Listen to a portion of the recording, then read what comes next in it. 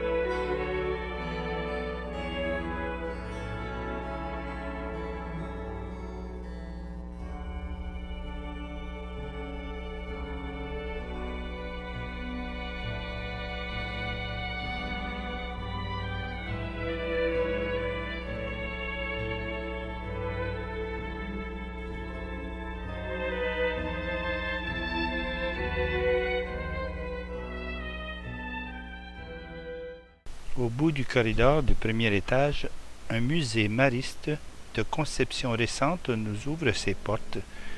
Il a été réalisé par des étudiants de l'Université Laval. Vous avez déjà vu un certain nombre de produits d'art religieux et culturel de ce musée.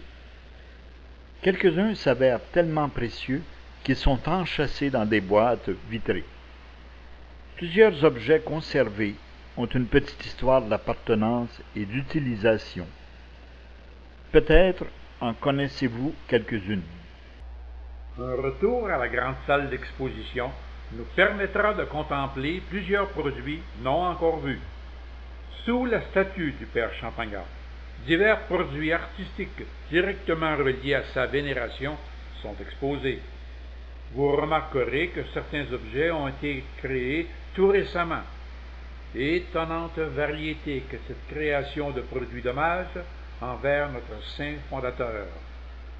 D'où viennent donc ces chefs-d'œuvre d'artisanat et de bijouterie, créés par des mains habiles ou des machines perfectionnées? Difficile à déterminer. Une étude pourrait être entreprise pour préciser ses provenances et mettre en relief les noms de leurs auteurs.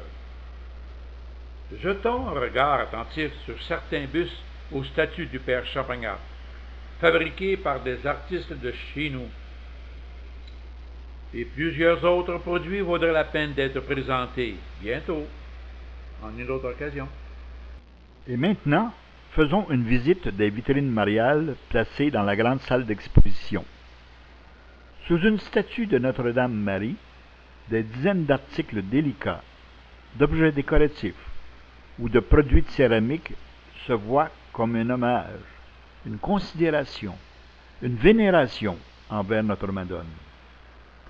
Avec quelle grande précision et belle coloration ces petits chefs-d'œuvre sont présentés. Encore bravo aux auteurs de cette exposition. La troisième armoire vitrée se rattachant au domaine missionnaire a déjà été vue en partie. Elle mérite encore un autre coup d'œil observateur pour nous inciter à venir les voir de plus proche. Il ne s'agit pas d'une peinture, mais bien d'une sculpture en 3 dimensions. Ce produit en céramique représente les saints martyrs canadiens. En voici plusieurs autres du même genre, tout aussi surprenantes de beauté et de finesse.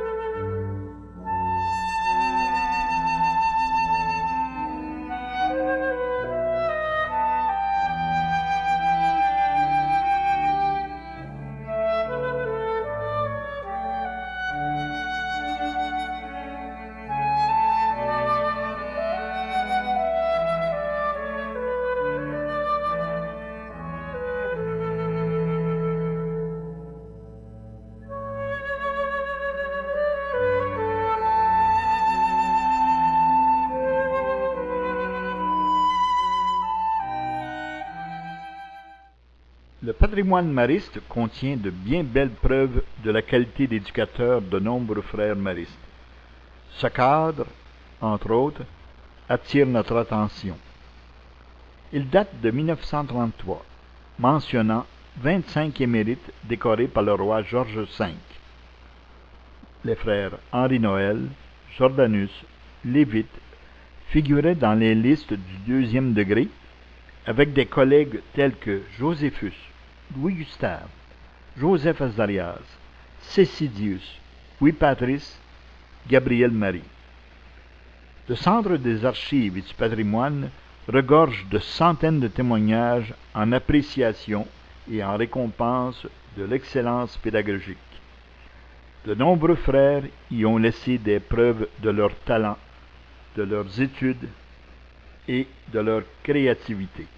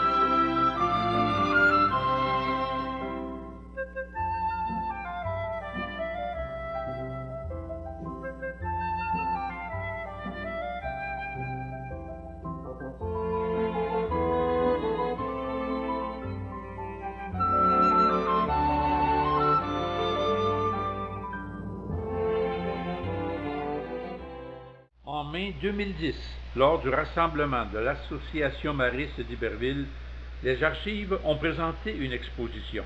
La thématique en était le monde scolaire de jadis. Le patrimoine du scolaire paraît plus difficile à décrire. Les objets sont souvent petits et délicats. Voici quelques tables d'exposition dévoilant des souvenirs des années 40 à 90. La variété des objets scolaires touche tellement de secteurs et de matières qu'il faudrait une longue recherche et une judicieuse sélection pour les découvrir et les identifier, pour les cataloguer et les apprécier. Souhaitons qu'un jour, peut-être, de multiples manuels scolaires et livres anciens feront partie d'une grande exposition.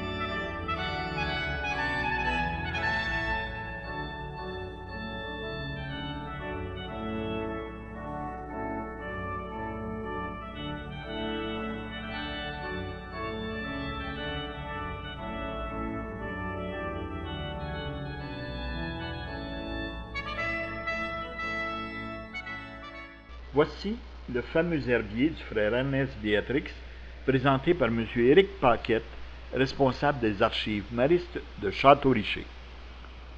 Une autre page parmi les 500 du volumineux herbier. Notre spécialiste en botanique, frère Ernest, fut contemporain du grand frère Marie-Victorin. Plusieurs d'entre nous avons suivi les traces de ces pionniers, chercheurs et collectionneurs. Durant nos études scolastiques ou durant nos années d'enseignement, nous sommes nombreux à avoir partagé cette passion des plantes et ce plaisir de la recherche. Rendons hommage à ces maîtres d'excellence. Citons ici ceux qui ont constitué la fameuse bibliothèque de l'École normale d'Iberville. Des milliers de livres et de documents précieux font partie de notre patrimoine, tout en étant logés au Collège Marie-Victorin, jadis le Scholastica central de Montréal.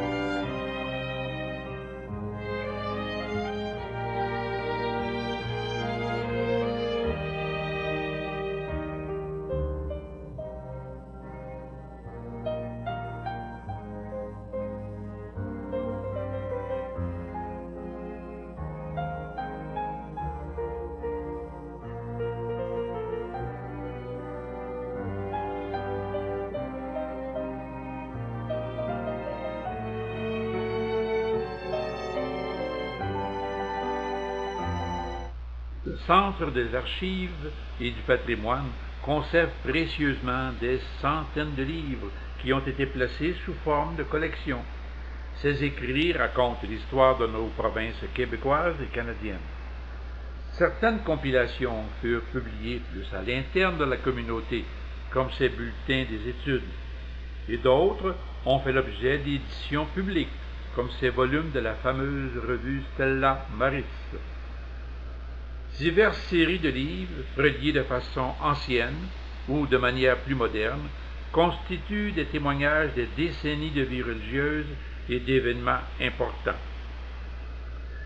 Les éditions FM demeurent elles aussi des preuves de la créativité de nos auteurs pédagogiques. Des dizaines de livres spécialisés ont paru au cours des années. Le Centre des archives et patrimoine possède des collections abondantes. Hélas, quelques-unes ne sont pas exposées, faute de place. Peut-être un jour. Rappelons que nos archives de Château-Richer sont considérées comme étant très structurées et actuellement très respectueuses de son glorieux passé.